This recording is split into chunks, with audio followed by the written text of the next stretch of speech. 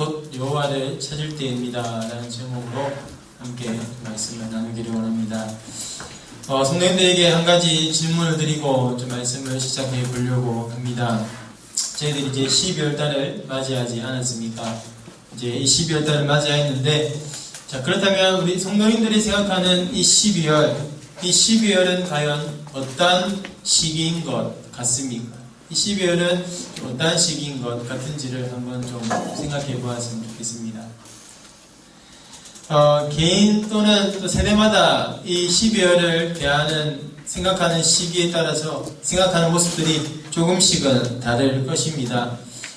직장인들 같은 경우에는 또 회사와의 그런 재계약을 앞두고 있는 그런 아주 중요한 시기일 수도 있을 것입니다. 그리고 또 주부들의 경우에는 연말 정산을 통한 13월의 보너스를 받을 수 있는 그런 시기라고도 생각할 수도 있을 것입니다. 그리고 젊은 세대들에게는 이 크리스마스와 같은 연휴를 통한 여행 계획을 세울 수 있는 시기일 수도 있고요. 또는 새로운 연인을 기대하는 그런 시기일 수도 있을 것입니다. 그리고 우리 아이들에게는 산타 할아버지가 주는, 실제로는 부모님이 주는 선물이지만 산타 할아버지가 주는 그런 선물을 기대하고 있는 그런 시기가 아마 12월일 것입니다. 그러나 12월은 이러한 세상적인 것들을 기대하는 시기보다는, 물론 이러한 것들을 기대하는 것이 있고 나쁘다는 것은 아니지만, 우리가 좀 더 추구해야 될 것은 이러한 세상적인 것들을 기대하는 시기보다는 이 12월은 어느 때보다 더 하나님을 찾고 하나님의 은혜를 구하는 시기여야 된다는 사실입니다. 왜냐하면 이 12월이면 사회적인 분위기가 어떻습니까? 다들 아시는 것처럼 뭔가 모르게 들떠있지 않습니까? 시내에 나가 보시더라도 화려한 불빛과 조명들이 우리들을 유혹하지 않습니까? 그것들을 보고 있으면 참 예쁘다, 그런 생각들이 저절로 들게끔 합니다. 뭔가 모르게 우리의 마음들이 들떠있지 않습니까? 그러면서 참 12월이 되면 죄를 지을 확률도 좀 높은 것 같습니다. 그러면서 우리의 영적인 상태가 침체되는 경우들이 있기 때문입니다. 다른 말로 하면 우리의 마음 가운데 두 마음을 품게 된다는 것이죠. 하나님을 온전히 의지하고 섬기기보다는 오히려 우리는 세상의 재미와 그런 세상의 문화들을 더욱더 가까이 하는 시기가 바로 이 12월 달이 아닌가 싶습니다. 가령 예를 들어서 연말이 되면 시내 곳곳의 식당에는 회식 모임들로 밤새 북적인다고 합니다. 그래서 얼마 전 뉴스를 보니까요, 이 12월이 되면 회식 숫자도 일반 1월부터 11월까지 그런 주보다 평균적인 횟수보다 배나 더 많아진다고 합니다. 이 회식이 숫자가 많아지다 보니까 자연스레 이 음주량도 자연스럽게 늘어난다고 합니다. 또한 연말이 되면 가수들의 그런 공연이나 뮤지컬이나 음악회 등 다양한 문화행사들이 마련되어 있습니다. 그리고 또 크리스마스 연휴를 통해서 여행을 가기도 하고요. 또한 이 좀 안타까운 사실이긴 하나, 크리스마스 연휴에는 모텔에 빈방이 없을 정도로 사람들이 몰려든다라고 합니다. 이처럼 오늘날 우리 사회의 12월은 하나님을 찾고 하나님의 은혜를 구하는 시기보다는 오히려 육체적인 즐거움을 위한 시기로 변화되었고, 이러한 변화에 우리 그리스도인들도 자신도 모르게 젖어 들어가고 있는 상황입니다. 죄를 짓고 사는 모습들이 더 많아지는 시기가 바로 이 12월달이라는 것이죠. 이러한 현실에서 저와 성도님들은 영적인 타락을 막아야 됩니다. 그리고 혹여나 영적으로 심취되어 있는 분이 계신다면 다시금 영적으로 회복할 수 있는 시기가 되어야 됩니다. 그렇다면 오늘날 저와 성도님들께서 이 영적인 타락을 막고 동시에 영적인 회복 또한 영적인 성장을 위해서는 어떻게 해야 되겠습니까? 이 시간에 본문의 말씀을 통해서 한번 살펴보기를 원합니다. 먼저 본문의 말씀을 살펴보기 전에 이 호세아 선지자가 활동하던 당시 북이스라엘 시대의 모습들을 좀 간략하게 설명을 먼저 하도록 하겠습니다. 호세아 선지자가 활동하던 초기 북이스라엘 시대는 평화와 번영의 시대였습니다. 한마디로 잘 먹고 잘 사는 시대였던 것이죠. 당시 북이스라엘은 여로보암의 2세의 통치하에 최고의 전성기를 맞이하였습니다. 그가 40년 동안 나라를 다스리면서 그가 차지한 그 땅의 넓이가 솔로몬 시대의 버금갈만큼 아주 큰 땅을 차지했다고 합니다. 그리고 땅이 넓으니까 주변 국가들에 대한 그런 영향력도 굉장히 세었다고 합니다. 그로 인해 당시 북이스라엘은 경제적으로도 매우 풍요로운 삶을 살았습니다. 그러나 이러한 풍요로운 삶으로 인해 백성들의 영적인 상태는 점점 더 타락해져 갔습니다. 지금까지 자신들을 도와주셨던 하나님의 은혜를 잊고 하나님의 말씀을 무시하기 시작하였습니다. 그 예로 하나님이 가장 싫어하시는 우상을 숭배하기 시작하였습니다. 그들이 숭배했던 신은 바로 바알신입니다. 바알신은 풍류의 신이기도 하고요. 또 다른 신학자의 책을 보니까 또 날씨의 신이라고도 합니다. 이 바알신은 날씨의 신으로서 농업의 전반적인 사항들을 주관하는 신이었습니다. 더욱이 고대 이스라엘 사회는 농업사회였기 때문에 이 백성들에게 있어서 바알신은 굉장히 중요한 존재였던 것이죠. 그러다 보니 하나님보다는 바알신을 더욱더 의지하게 되었습니다. 바알을 더욱더 경배하게 되었습니다.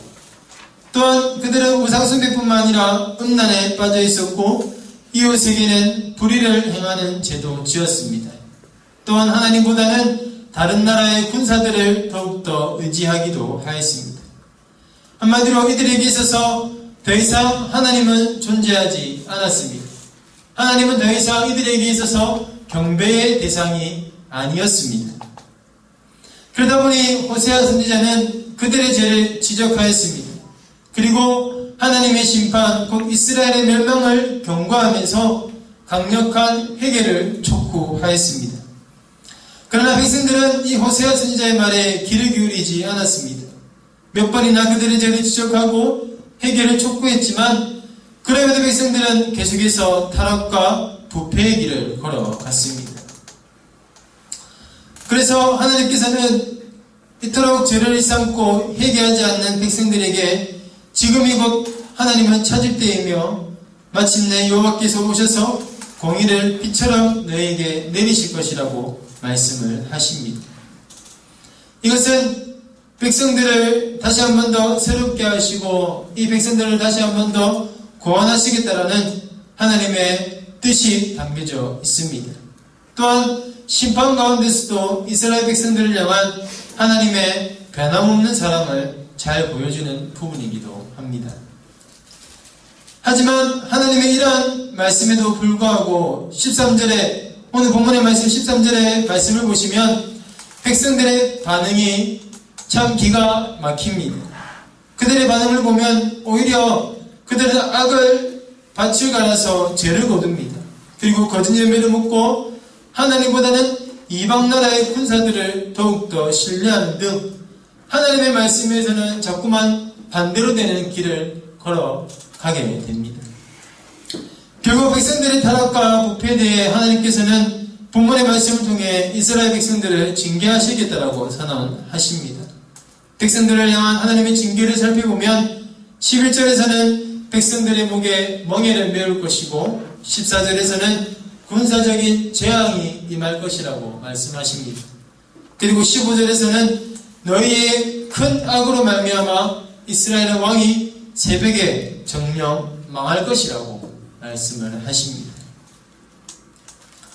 이처럼 이스라엘 백성들은 자신들의 지속적인 영적 타락을 막고 다시금 영적 회복을 위한 방법들을 하나님께로부터 받았음에도 불구하고 그들은 철저히 하나님의 뜻을 무시하였습니다.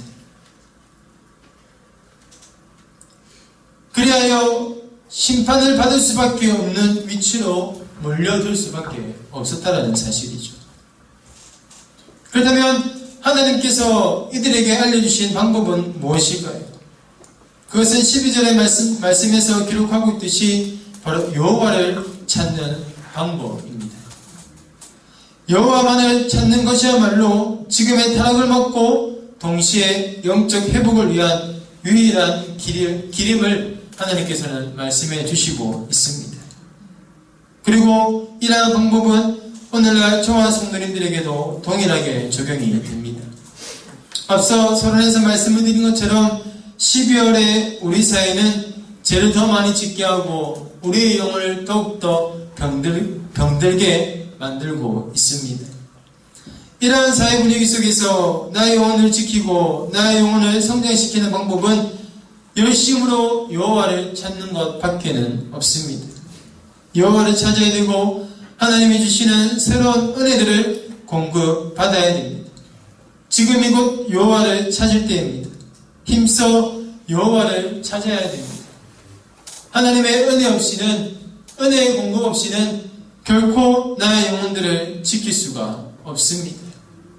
물론 다른 날도 열심히 찾으셔야 됩니다. 새해에도 열심히 찾으셔야 되고 봄에도 열심히 찾으셔야 됩니다. 그러나 12월에는 더 열심히 여호와를 찾으시기를 바랍니다. 신앙생활의 가장 기본이 되는 예배를 통해서 하나님을 찾으셔야 됩니다. 또한 말씀과 기도와 찬양을 통해서도 하나님을 찾으셔야 됩니다. 그리고 지지난주 목사님의 말씀처럼 이 자연 만물을 통해서 하나님이 창조하신 그 세계들을 바라보면서도 하나님의 은혜를 느낄 수 있어야 되고 하나님과 나만의 그런 골방들을 만들어 가셔야 됩니다. 그래서 자신의 영혼을 날마다 새롭게 하셔야 되고 내 영혼이 죽지 아니하고 날마다 살아있는 영혼들로 살아있는 영혼이 될 수 있도록 우리는 힘써야 한다는 사실입니다. 그러나 오늘날 우리의 삶을 되돌아보면 참 이러한 다짐과 바람들이 무색해질 때가 있습니다. 머리로는 이해가 되고 우리가 예배나 말씀이나 기도나 찬양 또 창조세계를 통하여서 하나님을 찾아야 되는 그런 방법적인 논도 아마 다들 잘 알고 계실 것입니다. 아마 모르시는 분들은 없을 것입니다. 하지만 참 신기한 것은 이런 머리로도 알고 다 알지만 참 행동으로 이어진다는 것이 참 쉽지 않다는 사실입니다. 이것이 행동으로 이어지더라도 길면 3일, 길면 일주일, 참 이것이 지속적으로 이어지지 못한 모습으로 살아갈 때가 많이 있다는 것이죠. 바쁘고 피곤하다는 등의 여러 이유들로 인해서 우리의 이러한 신앙의 모습들이 지식과 동일하게 행동으로까지 이어지지 않는다는 것이죠. 그러나 그렇다고 해서 우리는 이 것들을 포기해서는 안 됩니다. 다시 한번 우리는 내가 머리로 아는 것을 행동으로 옮겨갈 필요가 있습니다. 그렇다면 우리가 좀 더 어떻게 하면 내가 아는 그 지식들을 삶으로까지 이어질 수 있게끔 할 수 있겠습니까? 한 두 가지로 그것들을 한번 살펴보기를 원하는데요.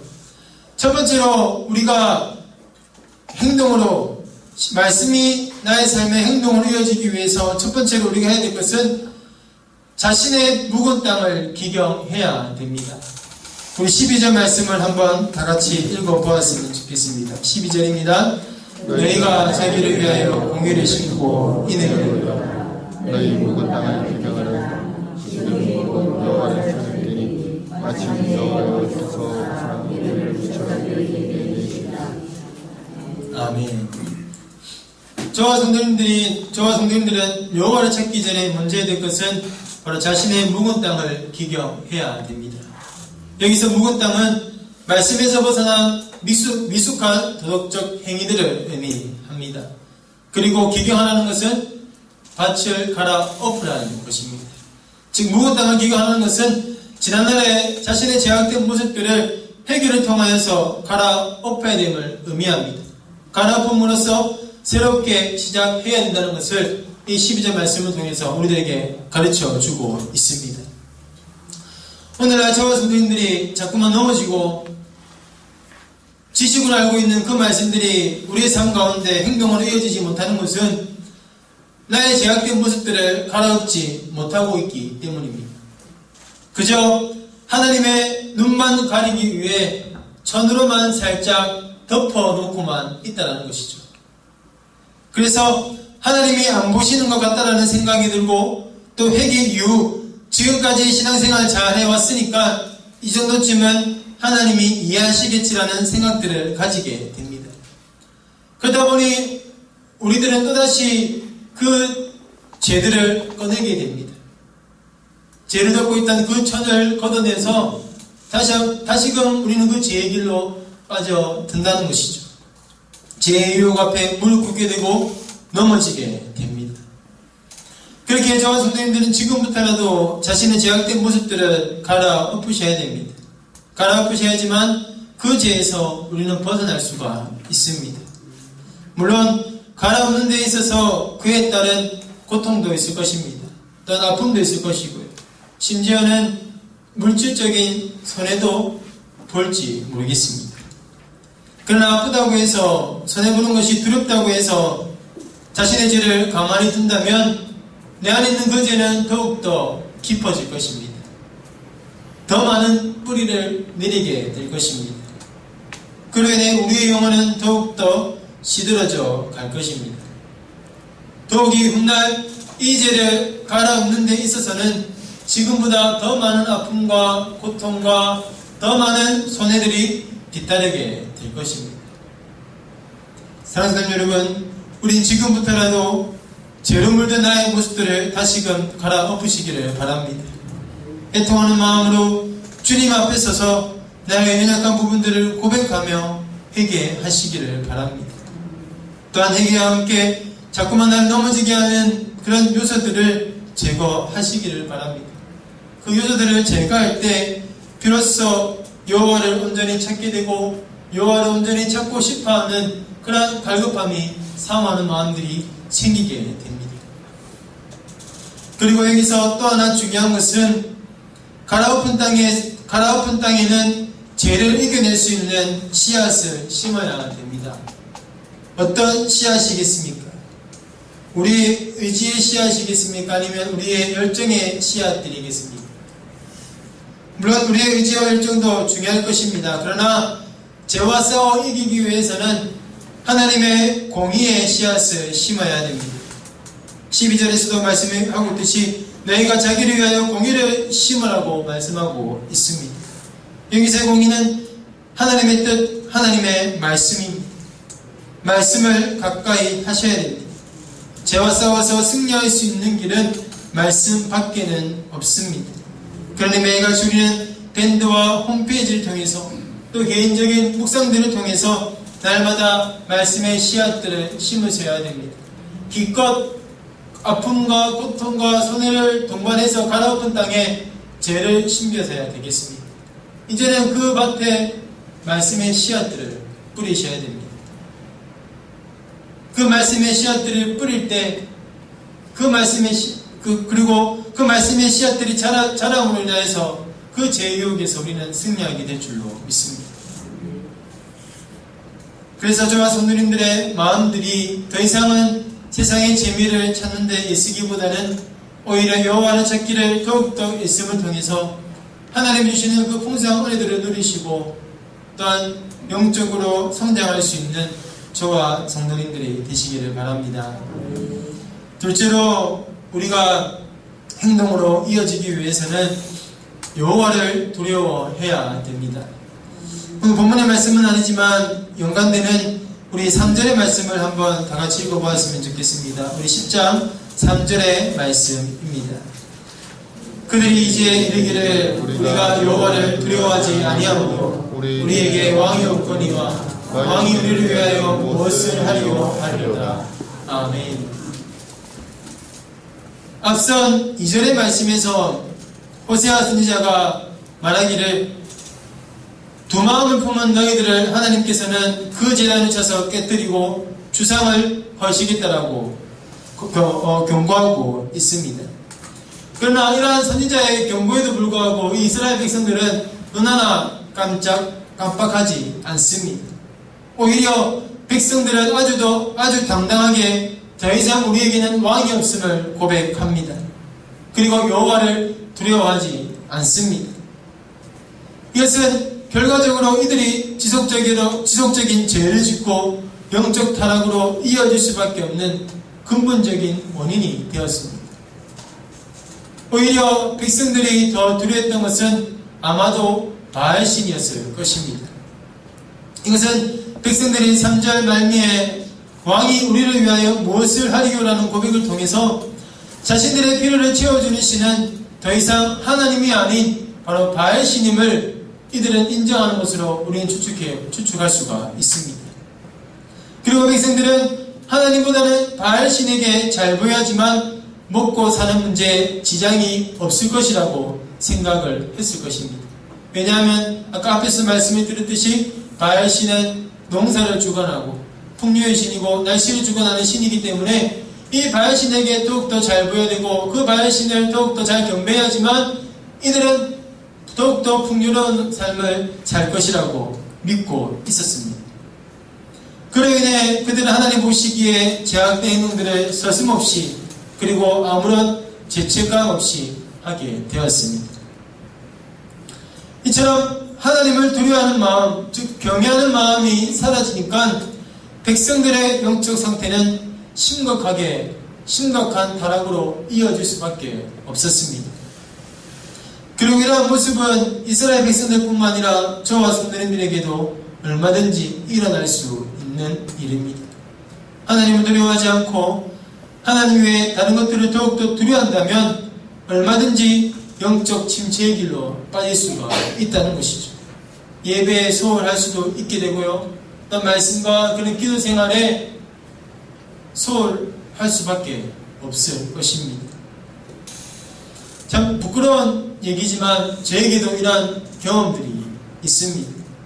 이제 공부를 하다 보면 이제 시험 기간을 맞이하게 되는데 참 시험 기간이 되면 참 이상하게도 말씀 보고 기도하는 시간들이 줄어들게 됩니다. 좀 평소처럼 좀 유지해 보려고 해도 유지가 잘 안 됩니다. 새벽 기도 시간도 조금 평소보다 줄어들게 되고요. 말씀 읽는 것도 천천히 묵상하면서 또 많은 양을 읽기보다는 왠지 모르게 급한 마음에 읽어 내려가는 경우들이 있습니다. 그 이유가 무엇일까 생각해보면 아무래도 성적에 대한 압박감 아니겠습니까? 혹 성적이 잘못 나올까봐 라는 그 두려움이 좀 더 크다 보니까 자연스레 하나님을 찾고 하나님의 은혜를 구하는 시간보다는 오히려 공부하는 시간에 더 많은 시간들을 투자하는 것들을 경험했던 적이 있습니다. 물론 학생으로서 공부하는 것도 중요합니다. 중요하지 않다는 말이 아니죠. 제가 드리고 싶은 말씀은 성적을 조금 더 두려워하다 보니까 하나님을 찾고 있던 그 모습들이 좀 평소보다는 줄었다는 것을 성도님들에게 말씀을 드리고 싶은 것입니다. 저도 모르게 하나님을 덜 찾게 되었던 것이죠. 이외에도 오늘날 저와 성도님들이 살아가면서 먹고 사는 문제들을 두려워하게 되면 아마 돈을 더 찾게 될 것이고요. 직장 상사를 더 의지하게 될 것입니다. 그리고 대학과 취업 문제를 두려워하게 되면 학원을 더 찾게 되고 우리가 스펙을 쌓는 일에 더 열심을 내게 됩니다. 그로 인해 하나님과 관계는 자연스럽게 멀어질 수밖에 없습니다. 이처럼 우리 마음 가운데 하나님 외에 더 두려워하는 존재들이 있다면 그 누구라도 할 것 없이 하나님을 덜 찾게 됩니다. 하나님을 결코 온전히 찾을 수가 없게 됩니다. 그러니까 오늘날 저와 성도님들은 하나님을 더욱더 두려워하셔야 됩니다. 마태복음 10장 28절 말씀에 몸은 죽여도 영혼은 능히 죽이지 못하는 자들을 두려워하지 말고 오직 몸과 영혼을 능히 지옥에 멸하실 수 있는 일을 두려워하라고 말씀하고 있습니다. 그리고 29절에서는 아버지의 허락 없이는 그 무엇도 땅에 떨어지지 않을 것이라고 말씀하십니다. 사랑하는 성도님 여러분, 오늘날 저와 성도님들은 이 말씀을 더욱더 의지하며 생활하시기를 바랍니다. 물론 먹고 사는 문제 앞에 두려워할 수밖에 없는 게 인간의 모습일 것입니다. 왜 두렵지 않겠습니까?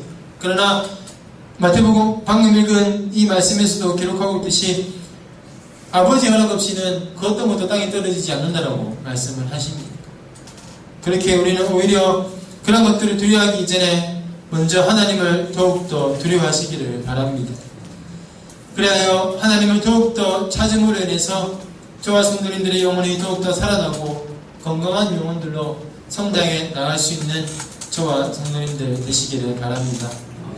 이제 말씀을 맺도록 하겠습니다. 오늘날 사탄은 다양한 볼거리와 행사들을 통하여서 우리 마음 가운데 자꾸만 두 마음을 품게 합니다. 두 주인을 섬길 수 없는 마음임에도 불구하고 우리 마음 가운데는 자꾸만 두 주인을 섬기도록 사탄은 우는 사자같이 이리저리 돌아다니고 있습니다. 이러한 현실에서 저와 성도님들이 영적 타락의 길로 빠지지 않기 위해서는 지금 이곳 여호와를 찾을 때임을 잊지 마시기를 바랍니다. 그 어느 때보다 여호와 하나님을 찾고 구해야 한다는 것을 잊지 마시기를 바랍니다.